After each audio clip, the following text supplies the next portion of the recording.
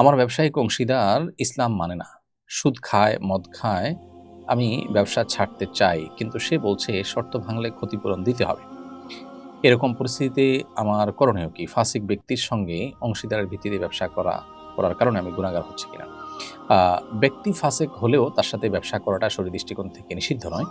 আপনি যে ব্যবসা করছেন সেই ব্যবসার পলিসি কি? কিসের ব্যবসা করছেন? সেখানে কোনো হারাম বিষয় আছে কিনা? এটা হলো মুখ্য বিষয়। আপনার তার সাথে করা ব্যবসাটা যদি বেসিক্যালি বৈধ ব্যবসা হয়, বৈধ কোনো কাজ হয় এবং সেখানে পলিসিগত কোনো বিষয় যদি শরিয়ার সাথে সাংঘর্ষিক কোনো বিষয় না হয়, তাহলে সেক্ষেত্রে তার সাথে ব্যবসা করাতে কোনো শরিয়ার দৃষ্টিকোণ থেকে আপনার জন্য গুনাহের বিষয় নয় এবং আ এ এ তার এরকম ব্যবসা ভেঙে ফেলাও তার সাথে আপনার জন্য আবশ্যক নয়। সাইমন সামি আপনি লিখেছেন, আমার বিয়ের সময় আমি কবুল বলিনি, শুধু সই করেছি। আমার পক্ষ থেকে আমার বাবা প্রস্তাব দেন, আমার বর কবুল করেন। আমার বিয়ে হয়েছে কিনা? আ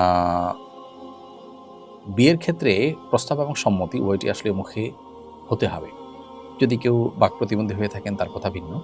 কিন্তু আ বাকি অন্য সাধারণ অবস্থাতে সবার ক্ষেত্রে বিয়ের জন্য প্রস্তাব এবং সম্মতিটা সুস্পষ্টভাবে মুখে উচ্চারণ করে হতে হবে। এক্ষেত্রে আপনার আ বিয়ের প্রস্তাব আপনার পক্ষ থেকে আপনার সম্মতির ভিত্তিতে আপনার বাবা দিয়েছেন।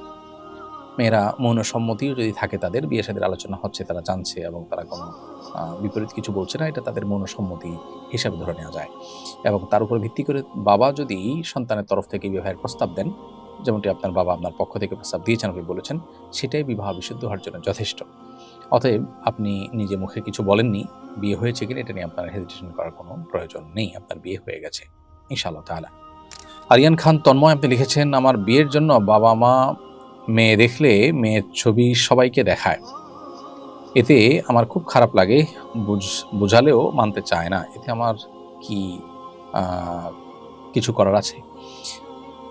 ভাই আরিয়ান খান তন্ময়, আপনার বাবা-মা আপনার বিয়ের জন্য যখন মেয়ে দেখেন, পাত্রীর ছবি আ অন্য পুরুষদেরকেও দেখান, তাদেরকে আল্লাহর ভয় যেমন আপনার দেখানো উচিত, ঠিক তেমনিভাবে বিচক্ষণ, বিদগ্ধ আলেম ওলামা যাদের প্রভাব তাদের উপরে আছে, তাদের মাধ্যমে তাদেরকে বিষয়টাতে আপনার আ সংশোধনী আনা উচিত এবং তাদেরকে বোঝানো উচিত।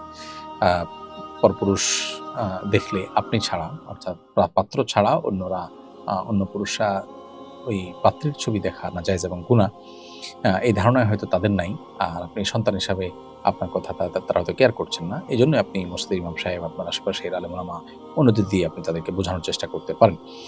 আর এরপরও যদি তারা এই অন্যায় করেন, আপনি চেষ্টা করেছেন বোঝাবার জন্য, আপনি উদ্যোগ নিয়েছেন, তারপরেও তারা যদি আ সেটার উপরে আমল না করে বা সেটাকে কেয়ার না করে, তাহলে ইনশাআল্লাহ আশা করা যায় যে আল্লাহ তাআলার কাছে আপনার কোনো দায় থাকবে না। কারণ আপনি আপনার চেষ্টা করেছেন।